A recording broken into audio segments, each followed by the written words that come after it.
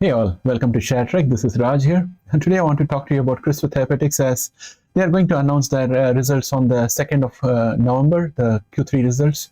So let's get started with that.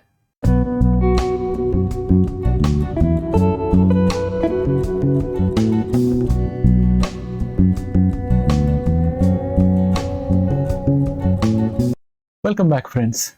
As you all know, I have always been a fan of Crispr Therapeutics for quite a while now. And I think that it's a great company because of the strength of their balance sheet, alliances, and collaborations they have. And also, they have a healthy pipeline, in my opinion. I've attempted to read the tea leaves and come to you with some intelligent predictions, but it seems very difficult to predict much. Take a look at their financial performance this year as compared to analyst expectations. So here in this chart, you can see that I have a small table with all the first two quarters actuals versus estimates, and also the estimates for this quarter. And as you can see that they have analysts have not been able to get a grip on this particular company. No analyst has been able to estimate their revenue accurately. The only closest estimate for earnings came in second quarter, but missed revenue estimates wildly. These figures are from Yahoo Finance, and they have over 16 to 22 analysts poring over the numbers whose estimates have been taken into account to arrive at these numbers. So I think it's a fool's errand to try to predict what's going to happen. People have been slightly better with predicting the EPS, but not the revenue. On 27th of October, just a few days ago, Crispr announced that their Chief Operating Officer, Lawrence Klein, will be leaving to pursue external opportunities and will help smooth transition till the year end while a search is underway for his replacement. It seems to be an amicable separation, and I don't think this is something negative for the company. We'll have to see who is going to be the replacement and what are their accomplishments, and hopefully they're able to get a replacement before Lawrence leaves. And when we look back at whatever happened in the last quarter, like earlier this month, Crispr Therapeutics took charge of a 263,000 square foot lab and office complex called the 105 in Boston. The complex was developed to the highest standards of construction, LEED standards, as well as from a lab perspective, and becomes their US headquarters. 3 weeks ago, Morgan Stanley initiated coverage of Crispr Therapeutics with an underweight rating. So these are all the recent happenings in this quarter. And I would just like to take a quick look at their pipeline, because in the absence of everything else, we would have to look at the pipeline to see if there's something that stands out for us.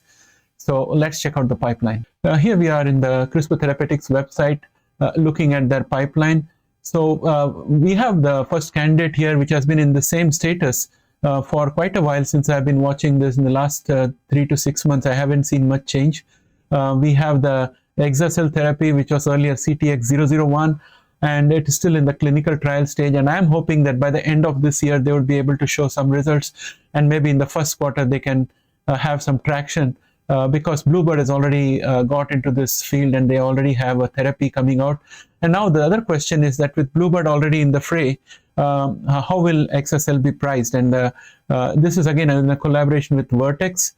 So whatever pricing is done, I think the loss or the profit has to be shared between Vertex and Crispr Therapeutics. So it's just going to make the sickle cell anemia or beta thalassemia therapy region a bit crowded. We also have Exacel waiting in the wings for sickle cell disease. So these two are moving in tandem, and when they come out, it's going to be competing with Bluebird's Zynteglo. And as it is, the prices are very high.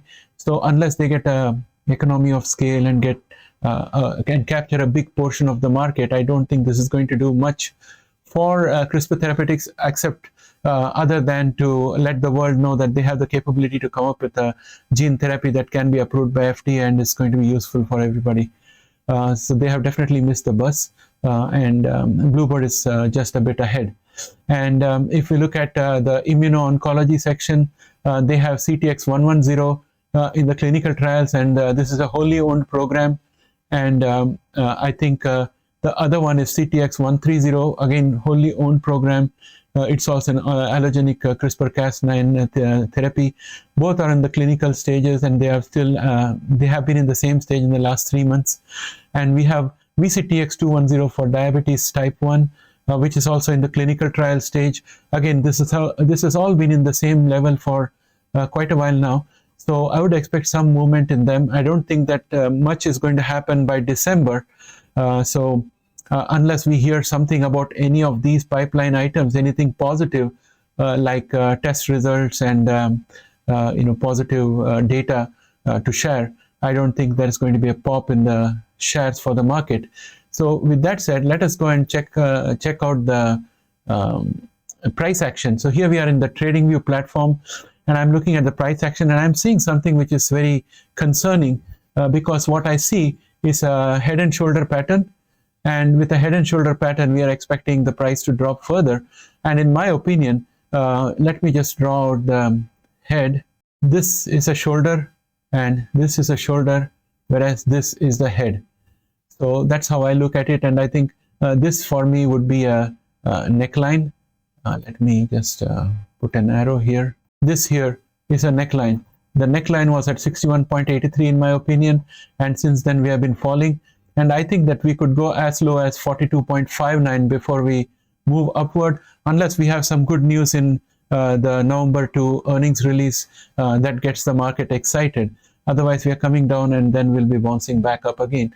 That's what it looks like. And if you look at the peak to the current rate, at one time the share was at $220, and right now it is quoting at around 52.34.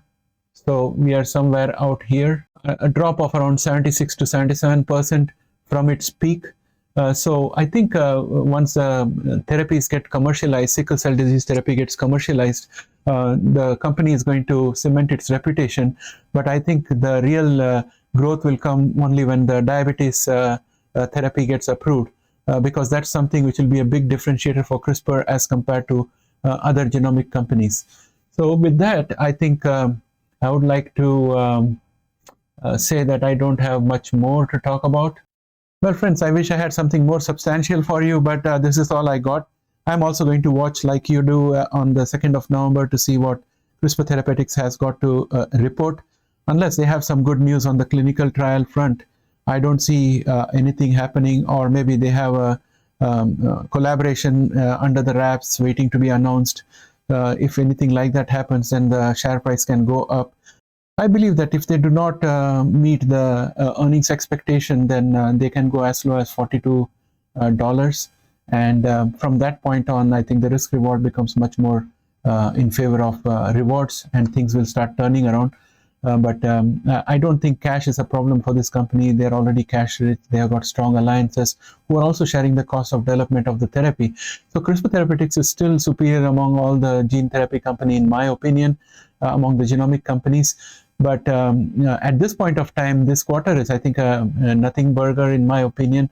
Let's wait and see what happens. I would like to be eating my words. I hope that Crispr Therapeutics comes out with something really interesting that can excite the market. Otherwise, given the damp sentiment that we have overall and lack of any positive news on the clinical therapy side, everything relies on them at least meeting the earnings and EPS and revenue expectations. That's all from me, my friends. With that, I would like to bid bye. You take care, and if you like this video, please press a like out there, and if you are not yet subscribed, please subscribe and help us grow this channel. Thanks and have a great day. Bye for now.